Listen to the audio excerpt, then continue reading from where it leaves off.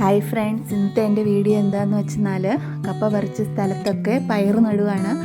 അത് പയറിന് എങ്ങനെ തടവെടുക്കുക എന്നുള്ളതാണ്. ഞങ്ങൾ പൊളിച്ച് കറി വെക്കുന്ന പയറില്ലേ, ആ പയറിൻ്റെ വിത്താണ് നടുന്നത്.